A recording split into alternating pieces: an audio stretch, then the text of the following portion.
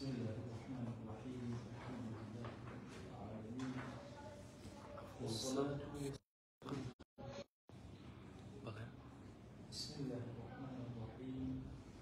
الحمد لله رب العالمين والصلاة والسلام على خير محمد وعلى آله وأصحابه الكرام وتابعيهم بإحسان إلى يوم الدين. ربنا أرنا الحق حقا وارزقنا اتباعه وأرنا الباطل باطلا وارزقنا اجتنابه. ربنا آتنا في الدنيا حسنة وفي الآخرة حسنة وقنا عذاب النار. موصاني برز لخزمتي منهاج الطالبين إمام النووي جان بسر أبين باسي وكرم فرشتاني كرت كمنهين نهيا لكرا ولا فرماشتكاني في غمرة صلى الله عليه وآله وسلم. لو بابا هندك من باس کرد که خوشویست نهی کردو لوی که آوی نری مثلا بفروشه یان او سکی که مبلن لناو سکی یکی لأجل كان او حمله بفروشه یان مثلا اوی که لپشتی نریه که بفروشه که اشتناهات و تبون وملامساش اتمان هر منهیه که ولا دسم دا لهر جورشتك أو مثلا كم فروشتي يان شاي بنو قينا والله هرشي لماني كلام دكانا إبيني مثلا دسي بخرسر وهي توي بواندا مثلا منابذة كلا فرمايشتكانا هاتوا تقريبا نبذ بمعنى فردان ده لبري وشي بيع والله كاكا من هرشتك مو فردا يعني معناه أو يبين فروشتي هناك معناه في فروشتي مثلا أو اشتكي خوي فربدا أو إشباركي خوي فربدا ناكهته وتشكيما لأصلا وتمانا همو عقودة كان لما زي ما مشافعي الزمان تيا زور جرينجا بلي أو أم في فروشي بلي أو أم كري مثلا ليت إنجا يا أو بتشنا أو ما ملايكا أو ملكم بي أو مالم بي الكلمة ضلال لسر أو بك مجرد أم فردانا كعادتي عربي وإيش نهي لك في غمريان صلى الله عليه وسلم ولا بيعة بما ملي دانا ناوى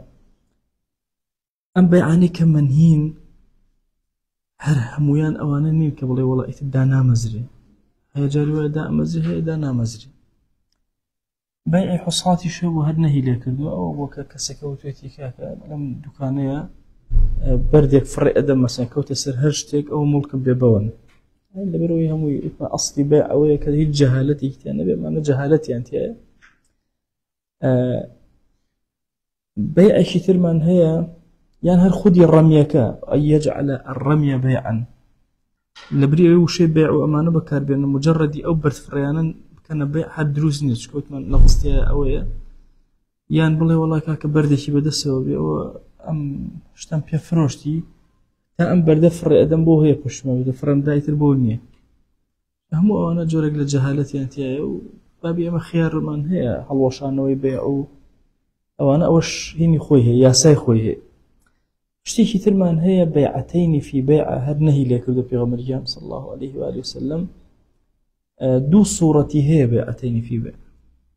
يشي كان صورتك أمية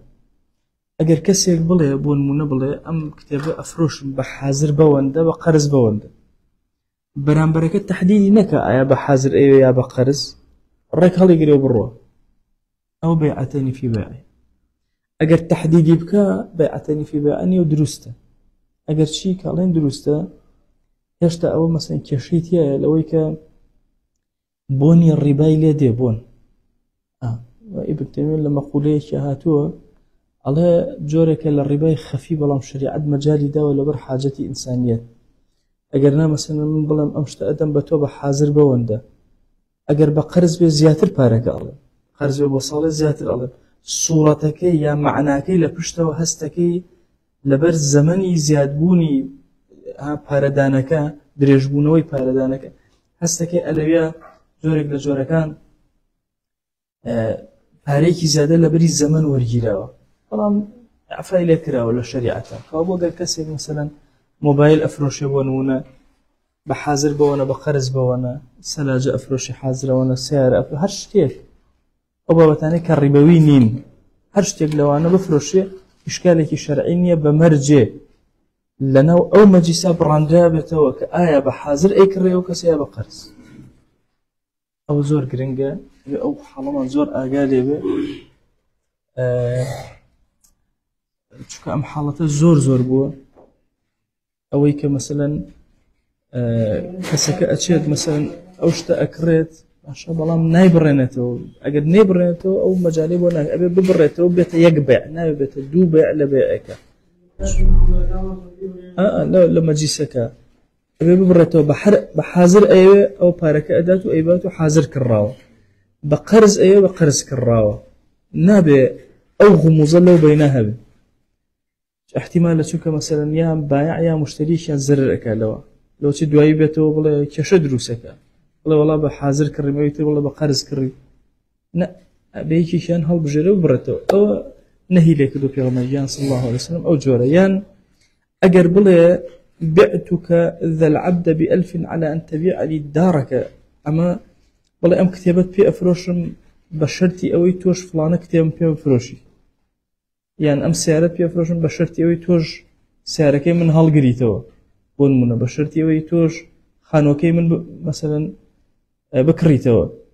ئەوەش هەر عینەن ئەکاتە بێعەتەینی فی بێع، دوو کڕین و فرۆشتنە بە یەک لەفظ، ئەویش هەر نابێ نەهی لێکراوە لە شەریعەتە.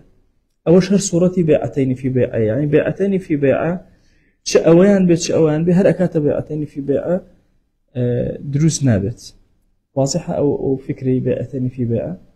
اینجا ئەم بابەتەی کە بە قەرز بیکڕی بە گرانتر و ئەوانە هەندێک جار هەندێک حاڵات دروستە بێ، بەتایبەتی لە سیاراتی گەورە و ئەوانە کەسەکە ئەچێ سیارەیەک کڕێ بە قەرز، ئەڵێ مەسەلەن بە 5 دەفتەر سیارەیەکی کڕی بە قەرز، هەر لەوێ ئەیفرۆشێتەوە بە کەسەکە، ئەیفرۆشێتەوە لە بەرامبەرە بەچی مەسەلەن بە 4 دەفتەری حازر. بۆ نمونە ئەلێرە کەسەکە هەندێک پارەی دەسەکەوێ، باشە ئەم پارەیە کە وەری گرتووە لە بەرامبەری ئەمە جۆرێک لە هەوڵدانە بۆ وەرگرتنی ڕیبە، بێ لەو بابەتە زۆر هوشیارانە مامەڵە بکە.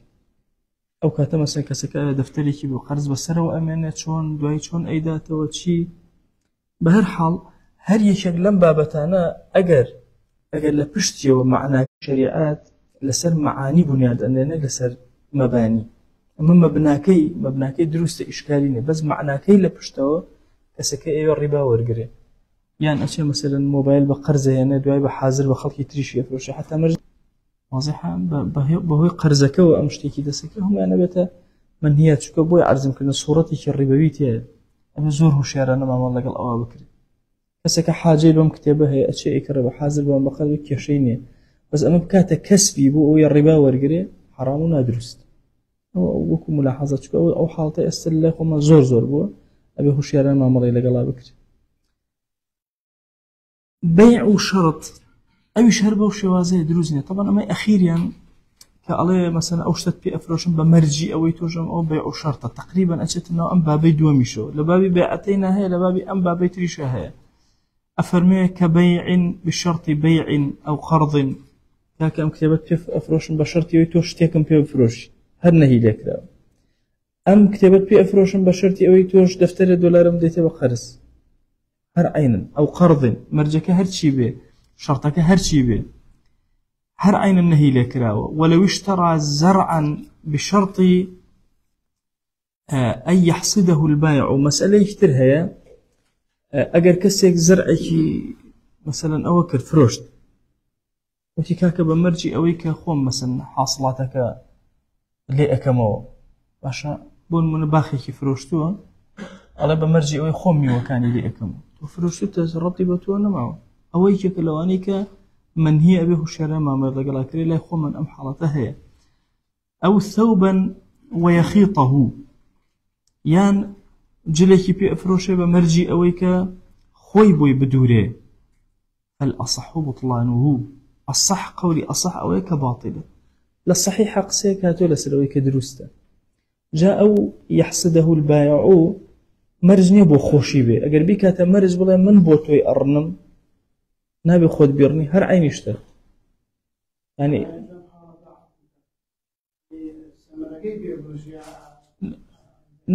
ئەگەر ئەرزەکەی پێ بفرۆشێ بڵێ بەرەکە بۆ خۆم نابێت. ئەگەر حاڵەتێکە مەسەڵەن زەرعەکەی پێفرۆش مەسەڵەن بۆ نمونە گەنمە تی بە مەرجی ئەوەی خۆم دروێنەی کەم بۆت چونکە ئەم ئیسفادەیەکە لە دروێنەکە یا بڵێ قماشێکی پێفرۆشی ئەڵێ بە مەرجی خۆم بۆت بدورم هەر هەمویان ئەمە فەالئەصح بوطلان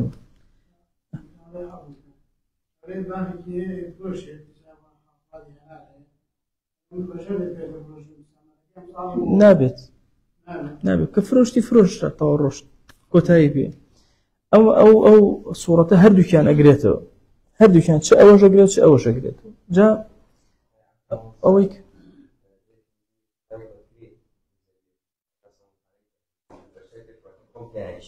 عینشتە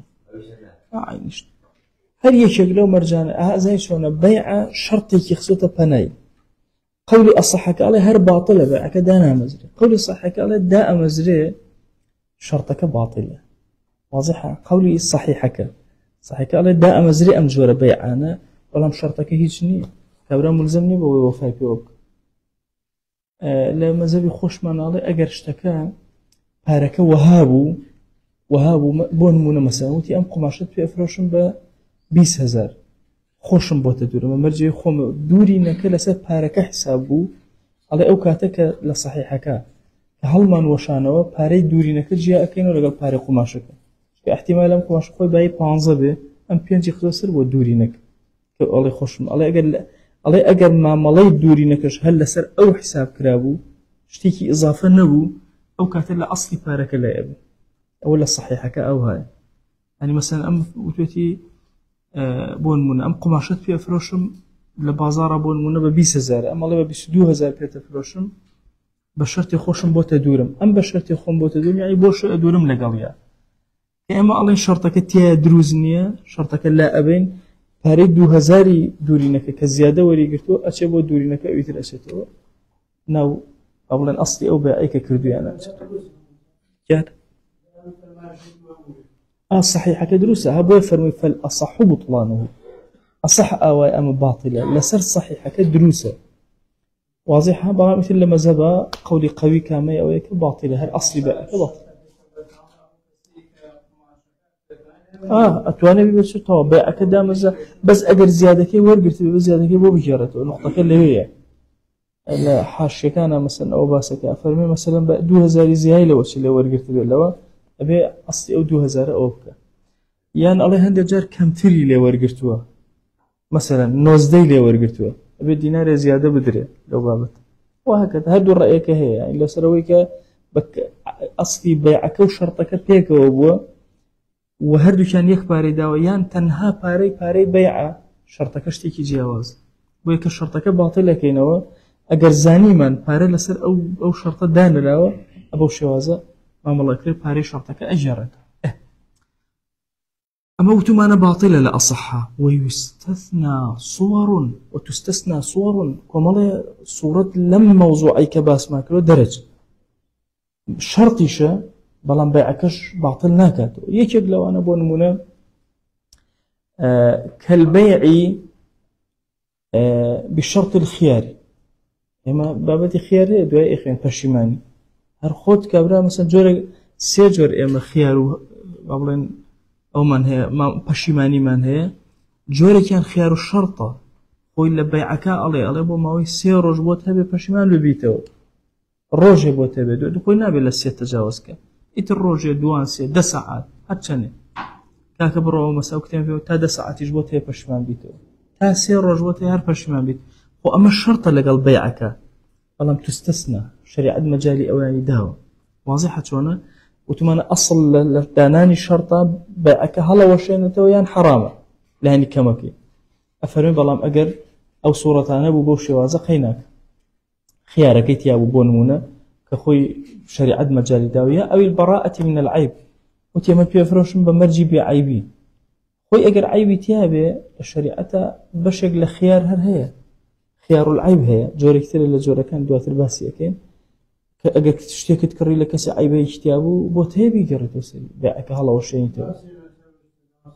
بانا وترابي اللي بيعك ما دام أمشت عيبارة مثلا كبر خلطين راو للشريعة أبوه كرت جاوي كي لو كيشانيك لبازار أبي زور أهلي بازار أجان لو يعني اشتيت كفروشت عيبي تياب وعيبك والله كاك بام عيبه بيتفروش ما قربلي بعيبه والبراءة من العيب دعاي قدرا درسو هيني تياب عيبي تياب أصل وهاي شد ببيع عيب بفروش أصل أو قصدي كتير زانويتين زانوي أو اشتيك زو دروز و تازة دروز و عيب أو هم سيدة بس أصل أو هاي لهشتيك كتير فرش هيج عيبي نبي أجر عيب العيب كان هبو خوي أبي بيع هروابي أجر أم شرطة دانا يا داننا هروايا بوي الشريعة أم شرطي هي أسايا كدابني قبوله واضح سونا يعني لقال أول شيء بيع أو شرطة قبولي كردوه والبراءة من العيب أو بشرط مثلا وتوتي والله بمرجي أوي هنا كان ليكيتو ميو كان ليكيتو يا باشا خو ميو كان هل لي أكلته تشي لي أكله ولا أصلي بيعك هر هي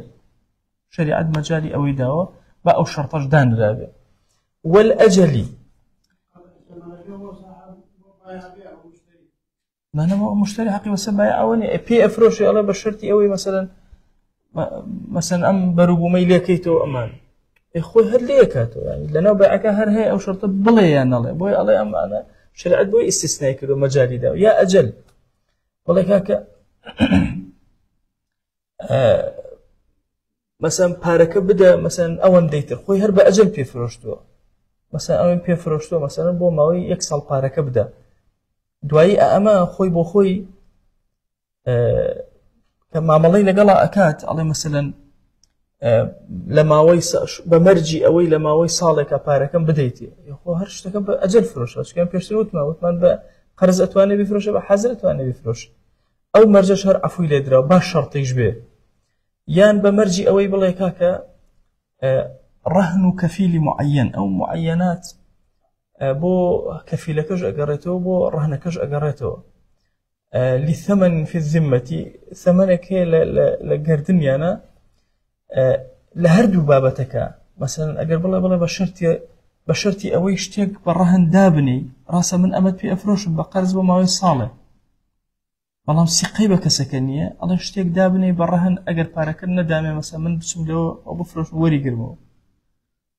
يعني أمد في أفروش بشرتي أمشت خوي بو خوي رهن به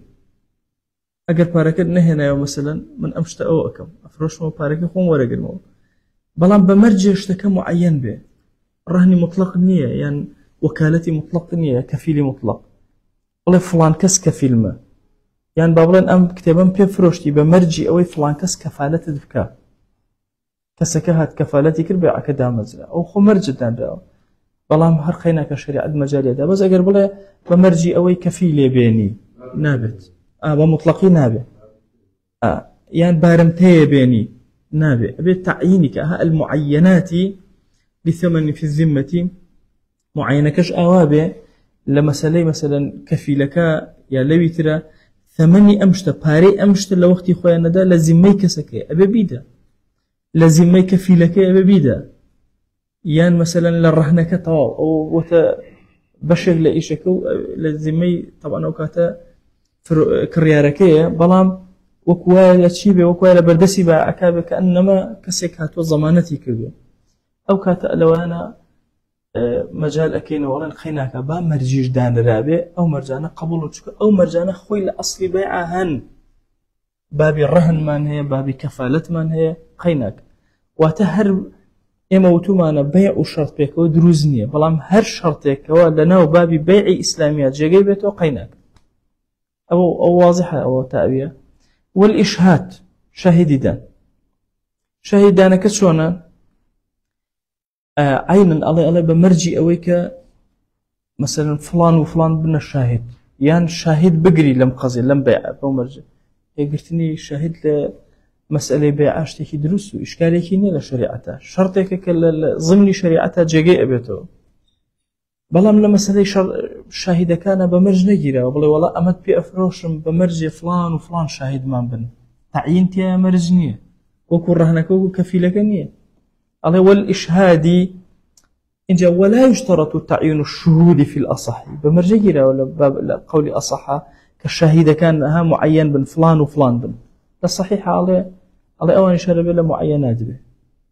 بوي أول شيء معيناتان أم واوكها والإشهادي يتوسر بابتي معيناتك أو أقل لسا قولي صحيح كبه يانشتكي سر بخوي أتوسر رهنك والرهن والكفيل والإشهادي ولا هندي لكتب كان فرمتي الرهن والكفيل المعينين بثمن دوانك تحديد كذا كل قولي أصح كالرشد حتى لو الرافعي أو أنا أبو شوازهاته فابوش تعيني شهود كان لسر مسألة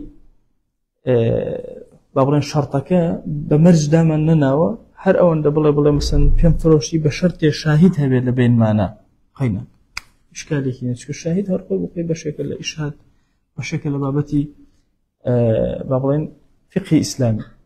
فإن لم يرهن أو لم يتكفل المعين فللبائع الخيار أجر كابرات طبعا بيوت ومرجكي لسدانا وتقول كاك أبي أمشتم بالرهن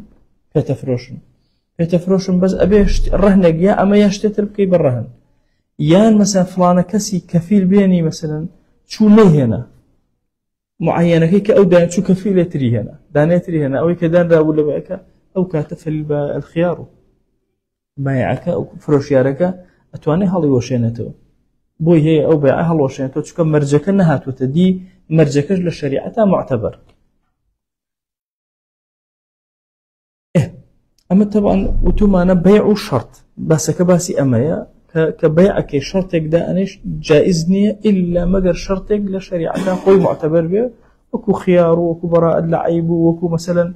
رهن وكفيل أو بابة أم جار ولو باع عبدا بشرط اعتاقه كما لمسألة بيع لمسألة عبد جارية وأمانة شريعة زور هولي دا وبو آزاد بنيان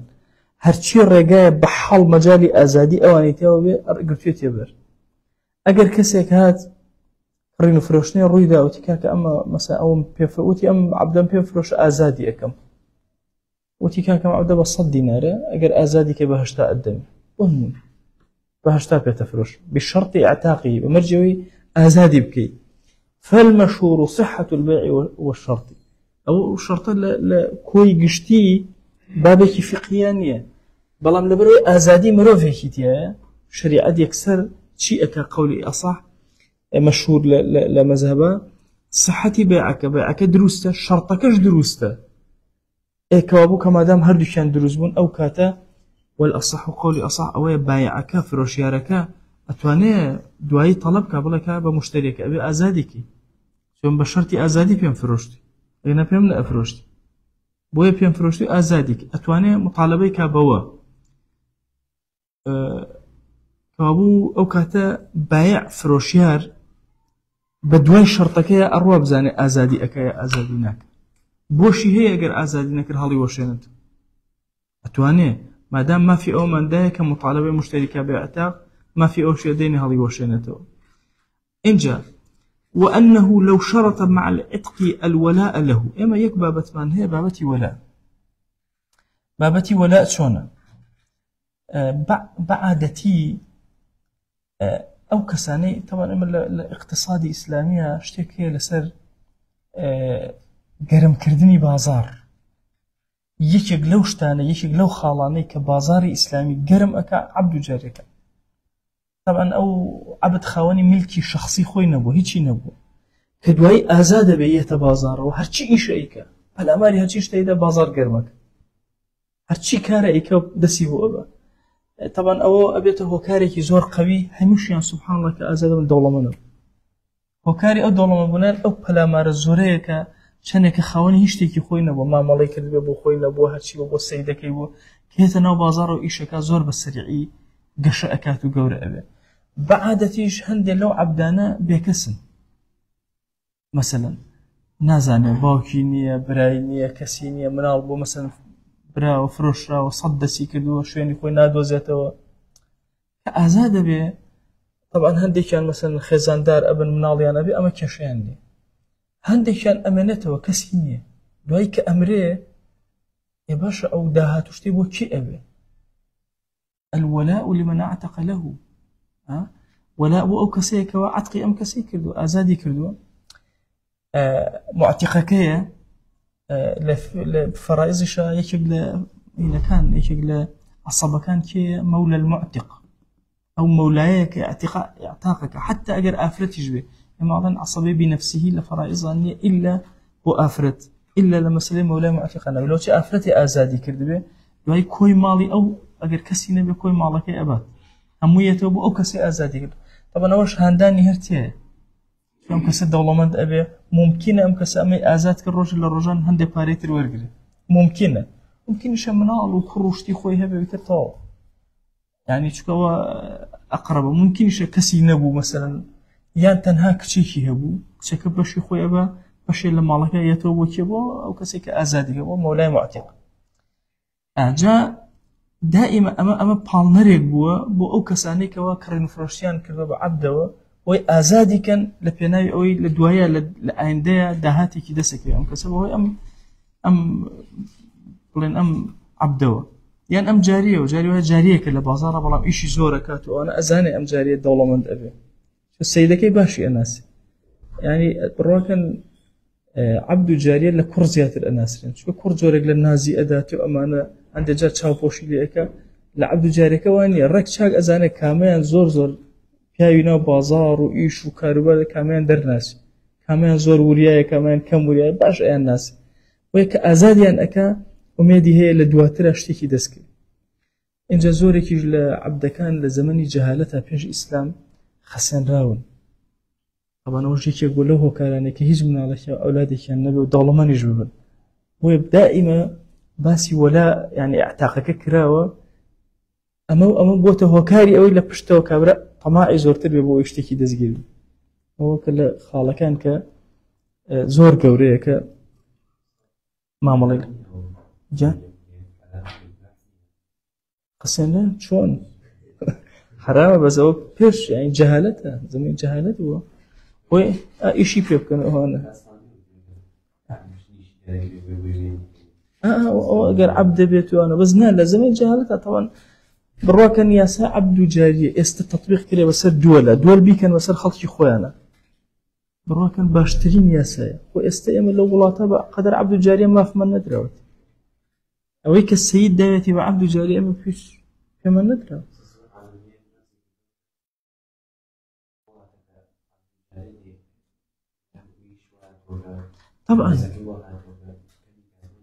طبعا خوي نزيكي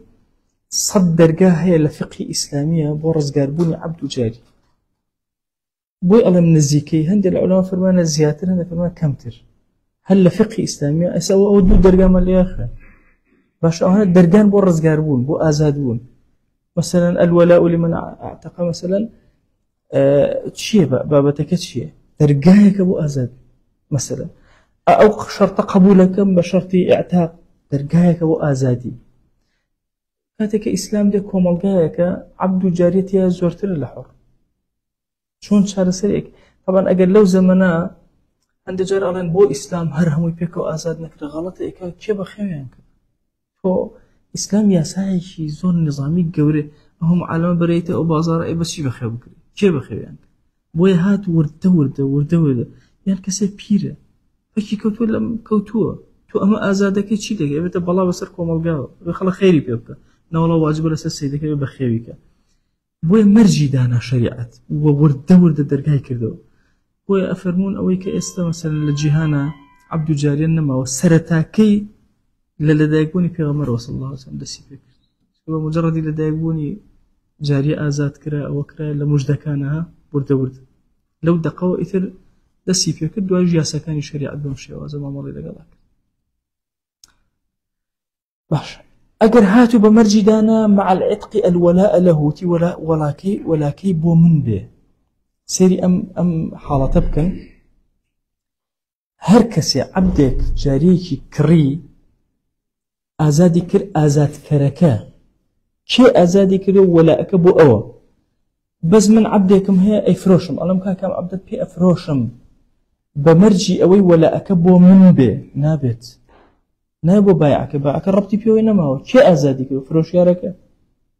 كريارك واضحة بايعك نابت واضحة شونا أجر هركاتي وحتى دايك من عائشة وستی عبدێ بکرێت و ئەمانە کردیان بە مەرج بەسەری وتیان ئەبێ وەلاەکەی بۆ ئێمە بێ اینجا پێتە فرۆشی. پێغەمبەریان صلی الله علیه وسلم لە فەرمایشتەکە فەرمووی بڕۆ مامەڵەکان لەگەڵا بکە جا لەوێ لە فەرمایشتەکە لە مەزهەبی خۆمانە لەهوویەکی تایە بە عەلەیهی حساب بکرێ بڕۆ ئازادی کە عتقی بکە وەلا بۆ کێیە بۆ ئەو کەسێک کە عتقی ئەکە وكل شرط ليس في كتاب الله فهو باطل أصلك شتو أو هر شرط اللي كتاب إخوانه باطلة بويا من بلا ولا أم عبد أفروش بشرتي ولا أكيد بو من به تشربت في ويما أو خوي إفروشي أو خوي آزادي أكا شون ولا بوتو أجرت ولا تيجي بفروش بيك تري كتر آزادي بويا نا كي آزادي كرد ولا أبو أو كسي كابو أجر مرجع دان را أم عبد أفروش بشرتي أم جاري ولا يبو من بين هابت أو إن دانا مزرعها فرمشي وأنه لو شرط مع العتق الولاء له أو شرط تدبيره أو يك يا بمرجي كرت والله إفروش بيت بمرجي لدواي خود آزادك طبعا مدبر يشكل مدبر أبي بلين يشكل لو عبدانيك كسكاء عليه لدواي من في دبري مثلا لدواي منه يعني لدواي وفاتي منه تو آزادي أو بيقولنا عبدي شيء عبدي مدبر أو عبدا أي مثلا بمرجي قلوتي بيت فروش بشرتي أم عبدا بكيت مدبر بدو ياخذ آزادي أنا مزيد توقع شيء بس تو فروش تو روشت شو أجر آزادي به لو كاتا أو اشتيك أجرنا أبيتنا يا كتاب بشرتي بيت فروش كتابتي بقلابكي شو عبدي مكاتبش من هي أين دانا مزري أو اعتاقه بعد شهر بيت فروش بلام لدواي مانجي أبي آزادي نابي بيع منجزة يعني بلكاتي خويا به لدوين ما يشربتي بتوه مني حشربتي كي ببايع أو نامن أو اشتتره بوي أفرمي لهمو أو أنا لم يصح البيع بيع كده أنا مزري سواء بلا ولا أكبو من بي بو بايع أكبي طبعا بو فروشيار أكبي يعني بلا بمرجي أوي تدبيري كي مثلا كتابتي كي لدوين ما يجي آزادي حتى دانا مزري بس أجر راستوخو آزادي كر أو مرجع قبولك إن الشريعة حتى بايع بويه مطالبك بوجنا بيعك على وشين ولو شرط مقتضى العقد كالقبض والرد بعيب أجر شرطي كده أنا شرطك هر خوي لنا وخدي هناك هرهبو بمرجي أوي والله أمت بيه أفروش بمرجي قبض هتارونا ده خو بيع هدانا مزري أبي كابرا وريقري اشتكى وريقري يان بمرجي أوي بوت هي بعيب ردي كيتو بعيب هر خوي الردي أكاتو شو مشكلة يجي أو ما لا غرض فيه يعني شرطي كدانا هيش ما بسنية لبيعة هبه نبي هر هيجنية هيج لما سليه ناقور لما سليه فروش نكرنا كنا بمرجع والله أم عبدو بي فروشم تنهاي الكي بيتي تو حقت شي بسرو باش شي أخوة شي ناخوة والله مساء والله أخذت بي فروشم بمرجع هرجوي بيتي تو حقت شي فروشتي تشربتي بتوي كايا داتي كابرا بونمونا ألا يأكل إلا كشرط ألا يأكل إلا كذا أنفر الشوايك بدا إلا تنهابي أو اشتبخوا أفرمي أمان همويا صحة بايع كذا أمزري أيوتر كابرا ميلي خويتي الشرط هيجني الشرط كذا أنا أمزري هيجني شرطك ما لا غرض فيه إيش ما بس تكتياني شيء توقع شيء والله شيء تيكا نانا صح البيع شرطك نانا شرطك هيجني ما لا غرض فيه هيجني أواني بيشويا هلا أصلي بيعكاهن كالقبض والرد بالعيب أوان أميد ومشان هيجمة بس يجني بوي أجر أو بالله إن الله يهرب عكدا أمزري باش هيج أو مسيري أو شرطنا كي أجر هبو خوي لنا وبيعك باش إن أبو يجني شرطك هواي أروى أما هاتوا مقتضاي عقدك يباس كردو يشتكي وتوقع رزيت يعني أبو شواز أم جارة وصفي كدانا طبعا وصف وردو أم بيع برزكاتو وتكاك أم عبدت بيفرشن بمرجي أو نوسر بي كتابتي هبي وخيانواري هبي بونمونا مثلا ككون ولو شرط وصفا يقصد مبستا وكويتني لا غرض فيه مبستا بارك زيادة كما كاد أو أكره إيه ولو شرط وصفا يقصد ككون العبد كاتبا أو مساو عبدا مسر كاكا خنوارا أو الدابة حاملا أو لبونا يا أول أخذت في أفروش مشير درة يا وتي مثلا أوصى صحة دروسته أم بيع هيج إشكاليني بلام وله الخيار إن أخلف أجر أو وصفنا هذا شو وصف تأصيل لباركيك نها تدي بوي هي هالي وشينته وفي قولك لما زب على يبطل العقد في الدابة الدابة كي رك عقدك هرب طالبته أجر وانا بأم مواصفات النبي كوتويتي بوي اللي بيع لكرين فروشنا زور كات استا كاتي كشتي أكري أم خاون بابلن فروشيارك أم شتا أفروش أبي زور وشيار هر وصف يبكي طبعا زور كاد وصفه كريبو فروشتن بدأت لهم ركلامانا مثلا أمشتا أو هاي بون من علي أمشتا كال نابيته أو أشتا نازانم شي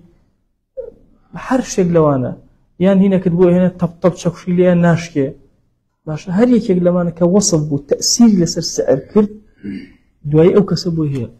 ماشي ما بيته له الخيار باصح البيع وجه بوي هي ها أوشتا هالوشينته يعني لقولك هر بطلب أجر وانا بإيشك ويقبل لوصفة أو كسيش تفرشة زور أجي لوصفة كذي أما الزمن الدروية طبعا أو هم الدعايات الدروية أكلوا أمانة حمو بارك حرامك رأسي لا يشي نشانة كان الرجل قيامت أو يكال مروفيك أجر 100 ديناري بدرته 100 ديناري ألطون هشتا بيكم يعني لبيعك أجر 100 ديناري ألطون بخيرك هشتا بيكم يتربويا محاولة خداعك لأمر زور كتاب هي لما سلوي شون كالا كتساوي كيتو شون أي فروشي كل زور يدروه يعني تو تصورك حتى مثلا شي علاج إكري كسكالي أم علاجه وك أم علاجه واي بس أو كلمة كوتوتا أجر وهانا بيكخر الاتيابه لا يبوي هي هالي وشينتو بينتو بيداتو وملتا لا تجبو نهبار ويجر وانا أبيت الدرو هرش تقلو بابتان بوي لما سلي فروشنا أبي براسي إنسان زور هشيرانا ما ملك بوي أم بيعيك إيكا طبعا بركة دار ترين شو لسر زي كرنو فروشنا 19 رزق في التجارة لو تجارة بازرقانية يعني نو لدي هم الرزق يسر زي لبازرقانية نقبة درو بو ساغي بو ريكتيك إنسان أيك أوشطاو أي أجر هاتوتي والله بعتكها وحملها أو مرم بيفروشي أو سيشب بتشكي نايشيو أم شرطك دائما بطلة في الأصح لقول أصح باطلة أما نابع ولا يصح بيع الحمل وحدوتي والله خويم بين فروشتي تنها حملكي ناوسكين بيفروشتي هر عينا ولا الحامل دونه تي والله أو مرم بيفروشتي كأوصى باشا بلام بتشكي بينافروش بس دايكا نكو بيفروش بونون ولا أو التاء ديارة أو إنا أو بيشتري شان باسك ما كردوا أو أنا تقريبا تكراري كده تأكيد يسكردوا ولا الحامل بحر إما يك صورة من هي لمسألة جارية طبعا جارية كشو أكاب كسيك حر من على كان حر درج أو شغله جاي يكتربوا أزادي من على كان حر درج مثلا كسيك جارية هي دايبة شو بكسيك منالي أم جارية حر درج أجد دايبة عبدك من على كان عبد درج دايبة حر قهوة للشريعة شابه كراوة كحر بوي هي جارية بينينا بيها حر بوي هي بابتي كترمان هي ما أم حامل بحر كسيك هي كان بالشبهات شو تلاي وايزاني وخزاني خويتي جارية قبوا جارية كسي كترة منالي أو جارية حر درج باب الشبهات شو بيتلي واضح سوانا أم أفتح حاملية باشا بحر وربيكي شي هي مثلا أو يشهر بهماشي ولا لسكيهر آزادة مثلا جارية مثلا أو جارية كرن فروشني بأكره ناو سكاكي وابلين حاملة سكاكي أكاتا كسيكي حر عينا أمجنات وانا بيت بلي ديم أو هنات بي أفروشم بمرجي أوي كلا ناو سكياتي حر ناتواني إلا أبي أو آفرة سكي خوي داءني كوتاي بي هموشتي إنجا أو كاتبوي هي كرن فروشني بي وبكا أقرنا احتمالا أو سكال بارج احتمالا مثلا أبي الزور لو بابتي إنجا احتمال صاحبي إنك أحق ترى صاحبي من الله كأحق ترى احتمال أو كسيك بالشبهة شوية لأم جارية آزادك لبناي مناوكي خويا لبرو أحق ترين في لبرو أو بابة أبي وشيرانا ما مضي لقلا بكر ولا باع حاملا مطلقا ولو باع حاملا مطلقا دخل الحمل في البيع اي غير هربا مطلقي قصيكر وتكاك أم بيفروشتي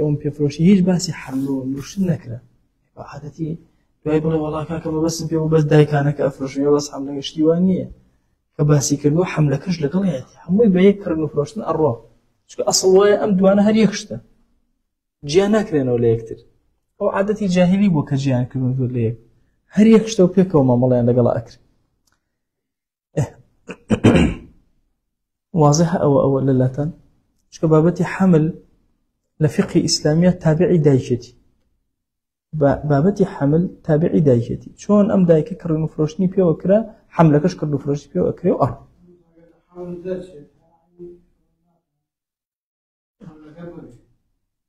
حملەکە کێشم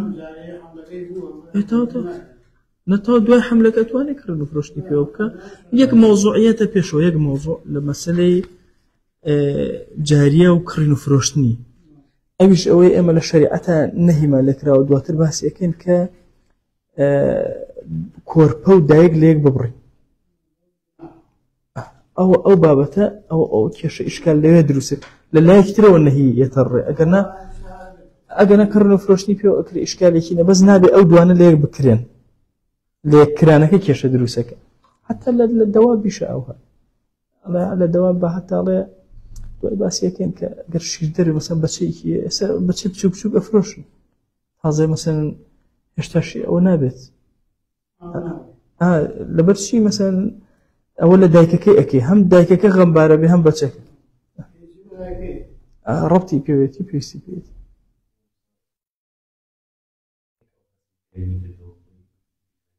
تۆ چی کڕێتەوە تۆ کێش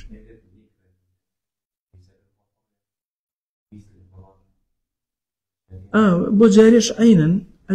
مافی ئەوە ئەدا بە ئەو کاتە بەس بۆ جارێکە نیە بۆ سەیدەکەی ئەیدا بە سەیدەکەی تر هەر خۆی چەنێک بێ بەئەکەون لەسەریەوە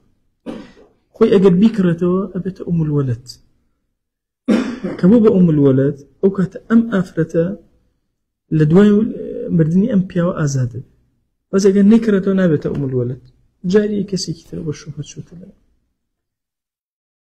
باش ئەمە طبعا ئەمانە کۆمەڵێ بەیعی منهی بوون باسمان کرد بابی دوای ئەمە کۆمەڵە منهیاتی تر ئەهێنێ ئەم منهیاتانە طبعا نۆ دانەیە بەس دوودانەی دوودانەی ئەخیریان بەیعەکە بە کولی باتیلە ئەمی تر هەموو بەیعەکە دائەمەزرێ بەڵام نەهی لێکراوە ئەوە لاتان معلومە چۆن یعنی نهی لێکردووە شریعەت ئەو شتە حرامە ئەو حرامە گوناهبار ئەبێ کەسەکە ئەو جۆرە بەیعە بکات بەڵام ئایا بەیعەکە هەڵاوەشێتەوە هەڵناوەشێت دیارە چۆن ئەوە بەس دوودانەی ئەخیریان کە باسییانەکەین هەتا لە هەندێک کتێب و حاشیان نووسوێتی ئەڵێ ئەوە ئەو دوانەی ئەخیری داخل بم بەوانەی پێشۆ بکردای یا بیکردایەتە دوو فەسڵ ئەوانەی کە بەتاڵە بنەوەی کە بەتاڵ نابنەوە ئەو کاتە بەس تقریبا تێکەڵاوێکی تایە هەندێک لێرە ئیستیسناءات هەندێک لەوێ ها ئەوە جۆرێک هەستەکەی مثلا بەیع و شەڕتی داناوە کۆمەڵێ لە بەیع و شەڕ ئەچێتە دەرەوە هەندێک نە ئەگەر بەهاتایە تەرتیبەکەی ئاوا بکردایە ڕەحمەتی خوای لێبێ وتایە ئەو بەیعانەی ئەو نەهیانەی یان ئەو بەیع منهیانەی کە هەڵ ئەوەشێتەوە ئەو بەیع منهیانەی کە هەڵ ناوەشێتەوە گوناهبارە بێ کەسەکە باشتر بوو ئەفەرمێ لێرە وتوتی في المنهيات التي لا يقتضي النهي فسادها نهيكە وها ناکە کە هەڵی وەشێنێتەوە لە حاڵتێکە دوانیان هەڵی وەشێنێتەوە لە ئەخیر ومن المنهي عنه ما لا يبطل هەندێک لە منهیەکان هەیە کە بەیع بەتاڵ ناکاتەوە ئەم حوتێکی هێناوێتی تەواو بالضبط ئاوا دوودانەکەی ئەخیر نەبێ لرجوعه إلى معنى يقترن به بۆ چونکە ئەو نەهیە کە هاتووە بۆ لە شتێک نەهی کراوە ڕەبتی بە ئەسڵی بەیعەکەوە نییە فێڵێکە لە پەنە احتیمالە یا با بڵێن احتیمالی فێڵە چۆن کە بەیعی حاضر لباد پێغەمبەریان صلی الله عليه وسلم نهی کردووە کەسی شت بفرۆشێ بۆ کەسی لادەی کەسی شاری شت بفرۆشێ بۆ کەسی لادەی چۆن طبعا کەسێک کە لە لادەیەوە یەک کەلوپەل ئەهێنێ احتیادی ئەهێنێ ئەیفرۆشێ و پارەی خۆی و هەڵەگرێ و شتە کڕۆ ئەڕواتەوە کەسێکی شاری بڵێ کاکە ئەوا مەیفرۆشە داینێ لای من وردە بۆتە فرۆشم بە زیاتر نەهی لێ کردو پێغەمبەر صلی الله عليه وسلم بەڵام دروستی شەوکو دروست کابرایە دائێنێت و دوای مانگێک ترێ پارەکە ئەباتە بەڵام شت گرانە بێ پێی چونکە دائیمە حەرەکەی لادەکان لەسەر شارەکان شت هەرزانەکەن بۆ شریعەت نهى رسول الله صلى الله عليه وسلم بيع الحاضر لباد كسيكي حاضري شاري بيشت بفرشه بو كسيكي خلقي بادية كابري بادية ايه بفرشه وباري خوي وربي وبروا ابي جيه شي اكا الله كاكا لا من دائنا بإسراحات بو تفرشن باري زياتركا نهي كردو لما بلام لحالتك بو دروسته الله چونه اما حاضر بو بادي چونه بأن يقدم غريب بمتاع تعم الحاجة إليه حائنك هنا وكابري غريب هاتو كالايك هنا وبشار بعابتي شار بيوسي بو كالاه اترهي الكي هنا وشيري هنا هرشتي بو الحال هنا يأتي مثلا خوري هنا وهرشتك بسعر يومه أو أي بيته بسعر أو روجة شنيك بفروشته طو تاريخ ورق أجر أو روجة مثلا سهل كبهزار بيفروش بيسهل كبهزار بهر يفروش هي أو روجة باشا فيقول بلدي كسيكي شارية خلقي بلدك اتركه عندي لا من بجيب يلا لأبيعه على التدريج بهواش يدو بفروشن بأغلى بجرانتر أو بيعي حاضر وبادي بو چونکە وردە وای لێ سعری بازار ناشکێ داناوەزە لە ئاستێکە ئەوەستێ بۆ مەسە کاکە تۆ ئێستا بۆ بیسێ فرۆشی بە هەزار داینە من سێ دەم بە هەزار هێواش باشە ئێتر تەواو تۆ بازار حەرەکەی تیا دروست نابێت جۆرێک لە وەستاوی تیا ئەسریش لە کڕین و فرۆشتن ئەزانن ئەو حەرەکەیە ئەبێ کابرا زەررکە قازانجکە ئەو جۆرە مامەڵانەی کە جۆرێک لە جۆرەکان وەستاوی تایە کە هین ناکە حەرەکە ناکە بەرزی نزمی ناکە زۆریش بەرەکەتی تیانی أو أو حركة أكا جولك تقريبا سبازر يعني جيهان خريكة أويلي لحركة أكيا أني جاران مثلا كبرى دكاني كي بشكل ده أنا لا مالك وأنا دنيا خيرية كده إيش تقريبا حرشنا بلا سطح دو خيرك حرشي أفرش إلى بازارة خريكة بو أراستي أروى أو هو كاركي أوي ويبي غمريان صلى الله عليه وسلم نهي كده لوي حاضر شنو كسبادي وفرش هو احتمالك كسبادي كليرة زررك طالما زررني أبو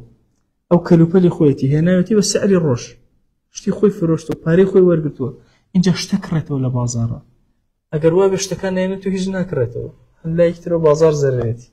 أوستي أيش حاجة كاني خوي بالطاوي ناكره يعني حاجة كاني بقرز أكره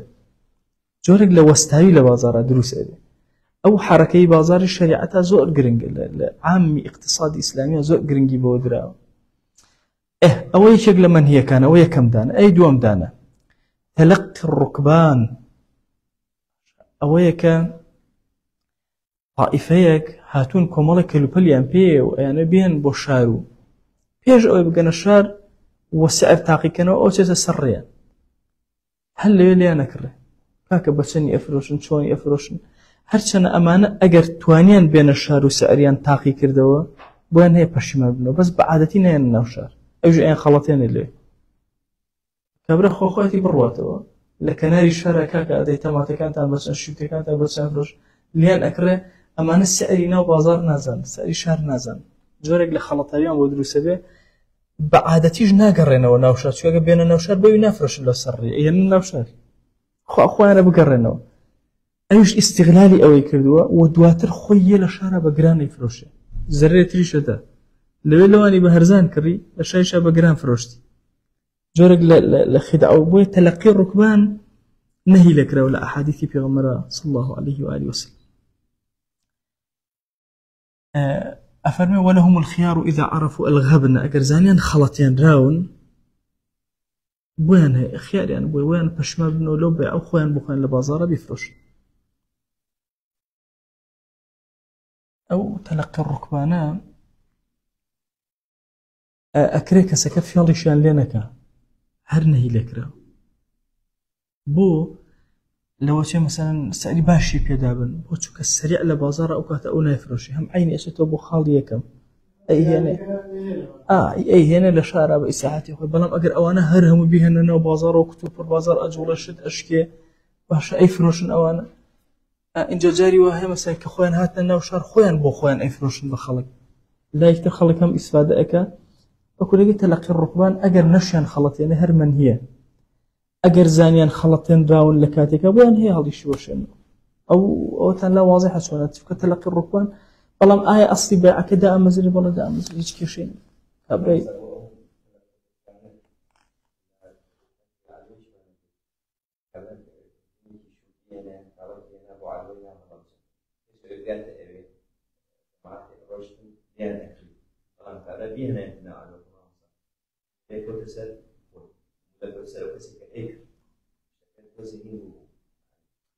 هیچ کێشەنیە ئەزای چۆن ئەم باسەکە باسی ئەوەیە ئەگەر زۆر بێت بەزانی سعری عەلوو هەمووی داوە ئەگە هەمووی بهێن بەس ئەوانە کە کڕیان خۆیان لە دەرەوە چون لە دەرەوەی عەلوە کڕیان و ئەمانە لەوە چێ سعرێکی کەمی عەلوەیەتە سەر ئەمیشە بەڵام لەو هەموو خەڵکی زەرر لێرە بایع و مشتری زەررەکەن بەڵام لەو لە هەموو عامەتی خەڵک زەرر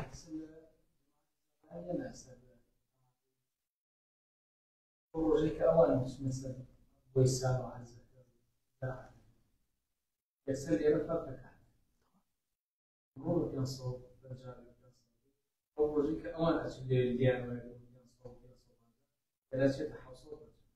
أجر بتشل السزر أكل ليان بكرن ليرة جرانا بيواني أجر بيهن خوي جرانا كده سر عامتي خلق صارشت اليوم ده كان هذا صار بيقرأ وبعادتي أو حديثان 19 رزقي في التجارة جاري عرزم كردن تقريبا أويلي أو كسيك بازرقاني أو كسيك اشتكانا فروشة لدايك أي فروش نو بشي خلق بازرقانك أي خو يعني تو أجر مثلا بابلين تماتيك قريبة 1000 دينار تصورك 100 دينار يبو خاون يشك أمانته أما يتري هموي أوانا كقرب فروشتي بيوك لو بيننا أخري أو طبعا مرجني إلا وابي لتمات بعمومي أو هاي بعمومي كابو جوري دوهم تلقي الركبانة جوري السهم والصوم على صوم غيره لحديثك والصوم على صوم أخيه بأخباسي كذا أولا كم معاملة بسر معاملة خلقة معاملة بسر معاملة براكته أو معاملة شون آية مثلا كبرشتي دانا مثلا كتابي دانا أو الله كبتشن أو الله بتشن شن كسيك أجر استقراري ثمن نبو ناكا معاملة بسر معاملة شون استقراري الثمن أويا مثلا أمدو كسبو خويا خليك سعرك أحركوت أو يقسيت ياك بهردو طرفه هركات السوم بهردو طرفه هاد مثلا أول عقد يعني نكردو بالله ما قاتن لو بس سعريان برانوتو عقد يعني شو عقد يعني قدر يصير بيعه بيع لسر بيع أما السومة ما ملا لسر ما ملا إما سيشت من هي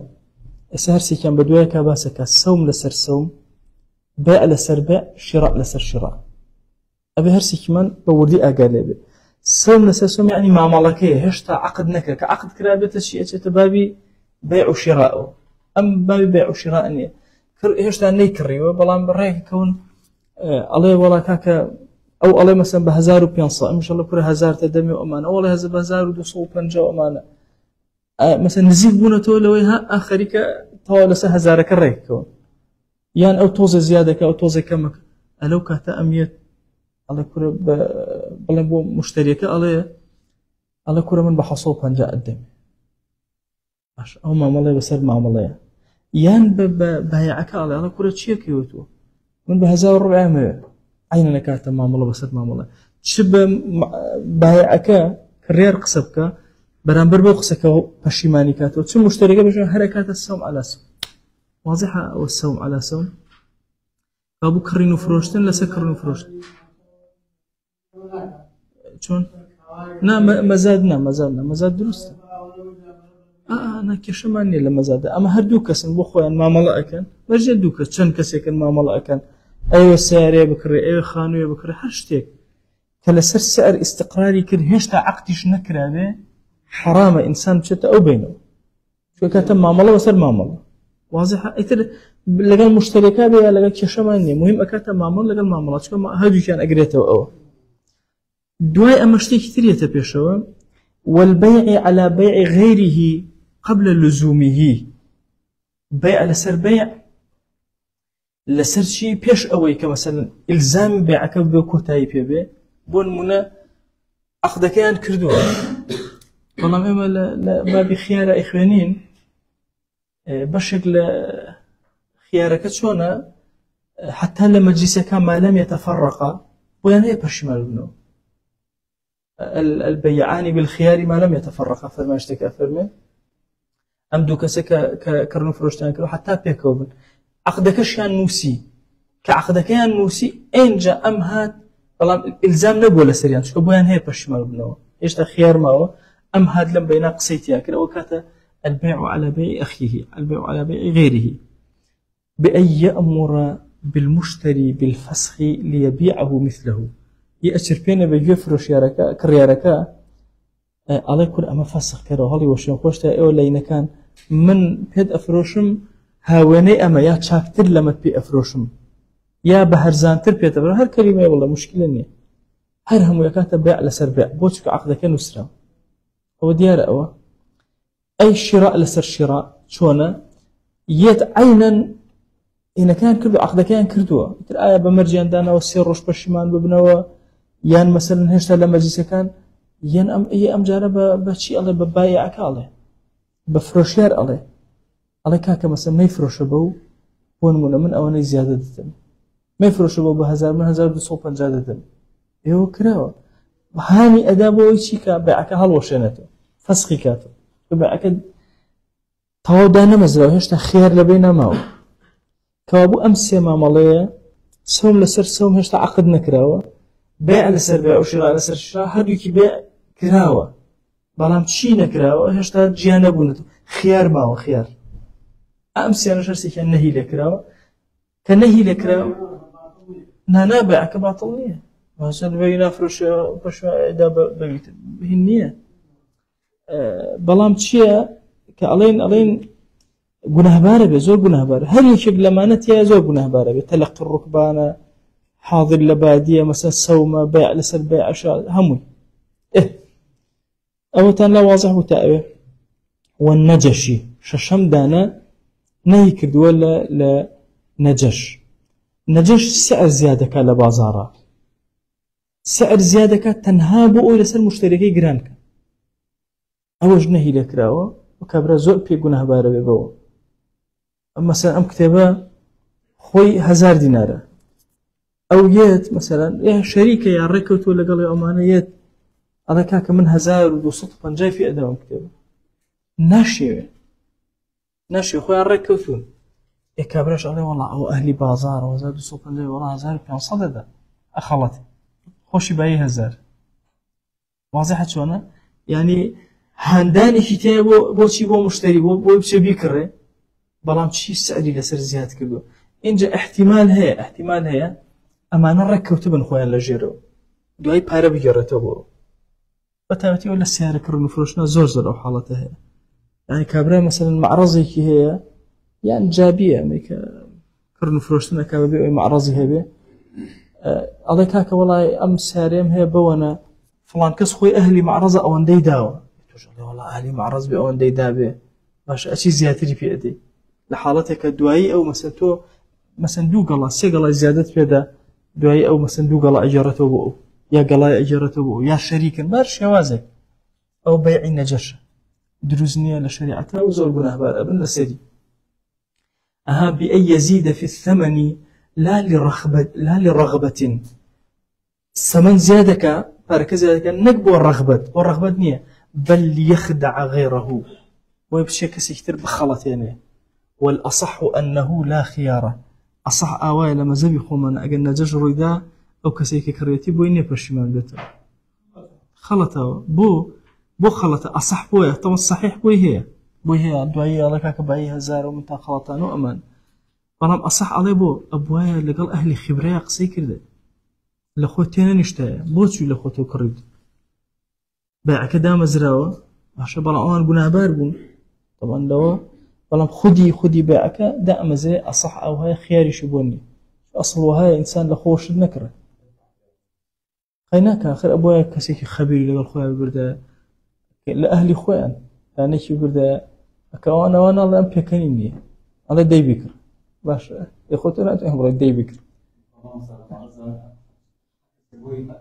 باش ئەمەی لەگەڵ خۆشدا ئەیبەی لەگەڵ ئەوانە شەریکە ئەوە لەو ڕۆژانە ماوەسایەک لە خزمەتی هەبووم وتی هاتن سیارێکم لێ بکڕن وتی کاکە دەستیان پێ کرد ئیبادەیان کرد وتی وشتم برا بە من وەسفی سیارەکانم بکەم بابە ئەو سیارەی من ئەوها نییە ئەو سیارەی من چووم بەنزینم تێ کردووە ڕۆشتم لەکوێ پەکی کەوتووە لە مزگەوتەکە ئەوم تێ کردووە ڕۆشتم ئەیوتا کوڕە ماوە سەد بۆ خاتی بە قورئان شکانەکەیەوە کۆ قسەی بروایە ئەو ڕۆژە لە خۆ ئۆستۆبێکی گرتووە دابەزیوم سارە من ئەخۆی نزیکی شت بێتەوە ئۆستۆ بەگرێ خوای هیچ نییە بۆ ئۆستۆیەگرت سێرەکەم شەیتانێکی بینیوە وەستاوە شەیتانی ژەبیلێ ئەیوتێ کوڕەوە یانیە باوت بەخۆ لەوە خراپتر ئەڵێنێ وەسفی کرد وای لێکرد ویشکرد ئاوای لێکرد جا تەسەوور کە لە ئەم هەموو ینی بابەتی سوبحانەڵڵا نەجەش زۆر ئێستا تەسەوور کە ئەم کەسێک کە ئەڕوا شتەکڕێ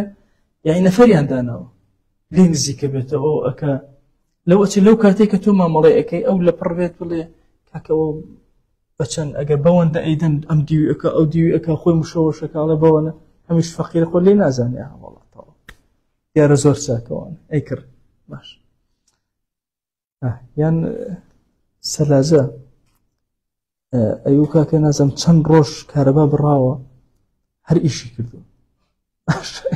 بەچی ئیژای کارەبا بڕ قورئان شکانەکەیەوە ئەوە وەسفیشتان ئەوە یعنی نە وەسفەکانیان لە جێ خۆیەتی نە شکانەکە لە جێ خۆیەتی ئەمەش هەمووی ئەبێتە مەنیە بەیعەکەش دامەزرێ ئەم کەسان زۆر گوناهبار چۆن لە قیامەتە مەسەلەن مافێکی ئەم کەسە هاتوویتە سەرت چۆن جوابی خوا ئەدەیتەوە وای لە دنیاشا بەیعەکە ئیمزا کرا بێ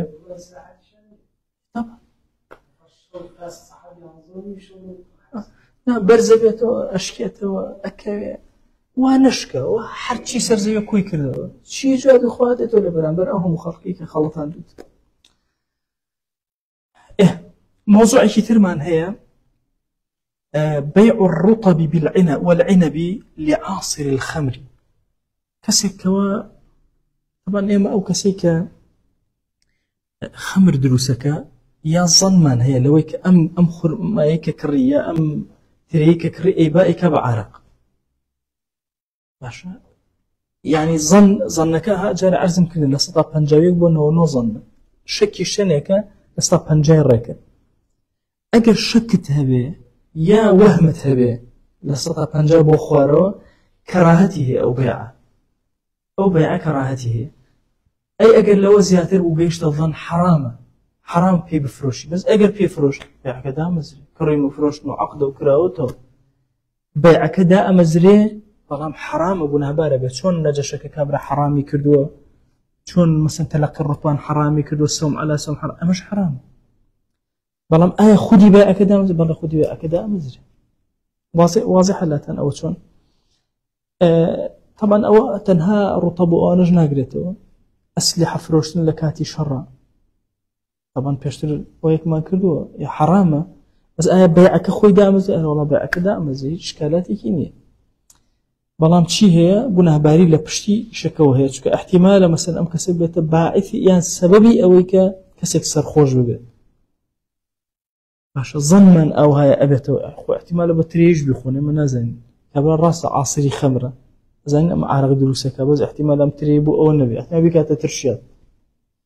بۆیە ئەسڵی بەعەکە دا ئەمەزرێ بەڵام حرامە ئەم مامەڵەیە لەگەڵ ئەم کەسە چونکە زەنت ئەو هەیە کە ئیکاتە خەمر أجر شكي شتهبوا لما زال بخمانة كراهتي يا وهمتها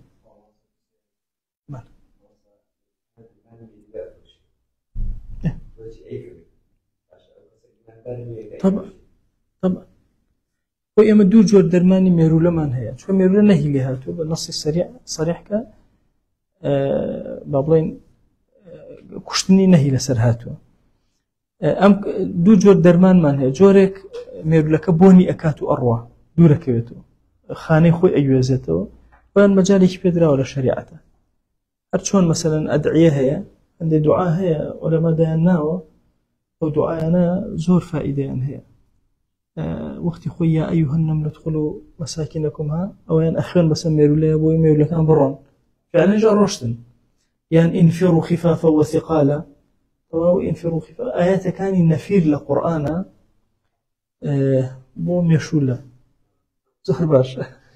بو هات شو لك يتسر زرع زور عجائب يعني ومجربات إمام السيوطية بو ميرولا بو أمانة شون أظن أمانة دروس عن بشر رقيك بشر كتير شيء مثلا درماني كينا داينا بونيان كروشتن يا جهاز إسهاتو دا إجرسين زيكا كاتو مثلا هم أرون أما نايبي سينجزو أي بي سي بي إذا عجب أروى أول نبوة باعثي كشتني أو هيج إشكالي واضحة شو أنا أول نبوة باعثي كشتني طبعا إشكالي هي حرام أبي بلام آية بيع كان دا أمز دا أمز إشكالي بيع كمان طبعا هردوش طبعا هلو هو أو هاي أم حوتي كباس ما كردن أم حوتا بالضبط أم حوتا هر حوتيان منهين بيعك هالناوشينتو دو دانيتر إساباسك كبيعك هالأوشينتو أفرمي ويحرم التفريق بين الأم والولد يعني الأم الجارية طبعا حرام تفريق بخرة بين جارية ومنالكي حتى يميز حتى يكون منالك تمييز بيعك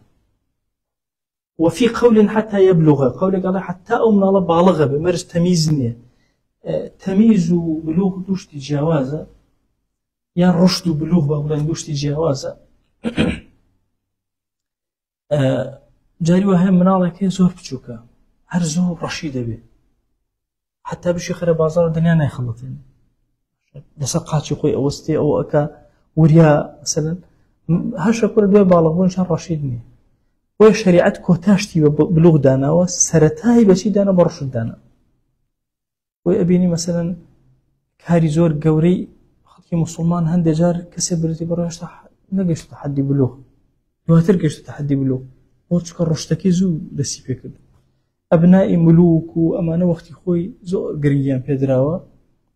أزان زور رشتيان بياكلو زور زو فيربون شون حكم كان شون شيب كان شون جيهان برن بريوا أمانة وين رشتيان زور لمن عليه ودسي بياكلو جاي مثل زور كذا الله أنا كرد اللي أقرب من على كبا من علي خوي بكاو أمانة مرجني من علي خوي بكا من علي وهي رشت زو بياكا تميز زو بياكا جاريش لقل ولدك يا حرام يك بكرين أم دوانا بلكو أم بيعا لمزابي خومانا هل أوشيتو باطلة أم بيعا لبر خاطري أم دايك يا خاطري أم من على بابله يا خاطري أم دايكو من على مثلا وإذا فرق بين ببيع أو هبة أي باشا كاكا تفرقين خصب بينان شوف رشد جوين داي يا بخشي دايك كيبا يا بچكي بخشي بكسي مثلا حتى مثلا مرة هي بچكي بچكي اشتا شير خوري كل مرة أمانة شير حسابك ليه لولد جارية رشد بلوغ حسابك ديار أو سوانا مثلا بچكي بچكي بخشي بكسي أطلع هم بخشينك باطلة هم بيعكش باطل نابي بخلينا ولا يكتر حتى أوكاتي ولا شير أبرته أبيج الرشد بيعك واضحة أو بيعان باطلة أو بيعان كباس ما كل نودانا كهشتمين دانا باطلة نومين دانا ولا يصح بيع العربوني بيع عربون اسم تقريبا لنا معاملة بشيماني فبيع عربون ألانشي معاملة بشيماني أم كتابة أكرم لتوكا كيان بدفتره أي دو قلا معاملانا بدره أم دو قلايا أجر دوای پارەکەی هێنا 90 وەرەقە هێنێ چکە دوی داوە وانە بە دەفتەرێ بوو ئەگەر نەشی هێنا ئەڵێ وەڵا بۆ پەشیمان بوویتەوە هی منە ئەمە پێوتێ بەیعی عەرەبوون ئەمە زۆر موشکیلێ ئەمڕۆ لە بازاڕە زۆرە بەیعەکە هەڵەوەشێنێتەوە باز لەوە نییە کە حەرامە گوناهبارە بن لێگەڕێ لە گوناهبار بوونیان بەیعەکە هەڵەوەشێنێتەوە یعنی ئەگەر ئەمەی تێکەوت ئەمە بەیعەکەیان هەڵەوەشێتەوە بە کاملی لە ئەساسەوە دانەمەزراوە بو فرمي لا يصح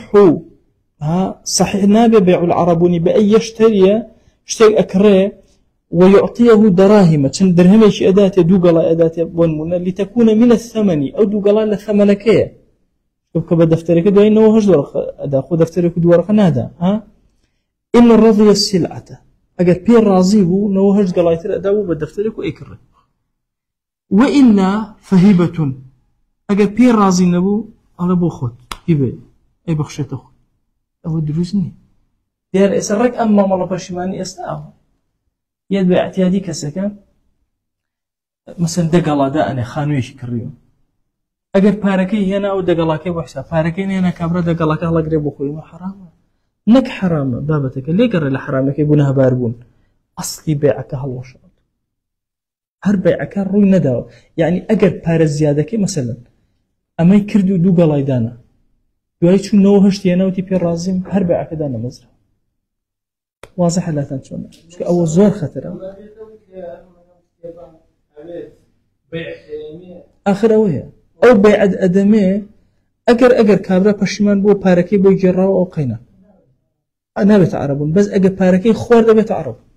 خۆی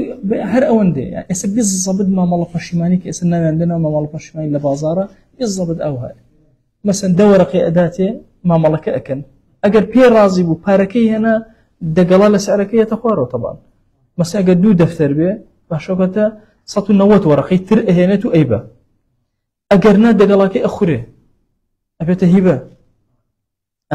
ئەمە ئەگەر لە حاڵێکە پێشی ڕازی بوو هەر بەیعەکەدا نەمەزرا باطل زۆر مشکلەیە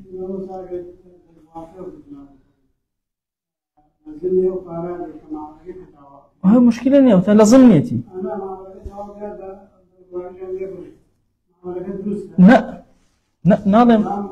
ناڵێم چکە ئەسڵەکەی ئەو هەیە ئەسڵەکە من بە مەرجیان گرتو ئەبەو شێوازێکە ئەم مەرجێکی ئەوێتە بەی عەرەبوون صحیح نییە لەم هەر باتڵە هەر باتڵە لە مەزەبی خۆمانە هیچ مەجالی بەیع بە شەرتێکی فاسد تا ئەوەی شێکە لە شتە زۆر بۆ تەداولەکان ئەمڕۆ کاتمەوە باشا وصلى الله على سيدنا محمد وعلى آله وصحبه وسلم تسليما كثيرا أبدا إلى يوم الدين خويا يقول لك هي من الشوش بولي خويا من قبولك يا رب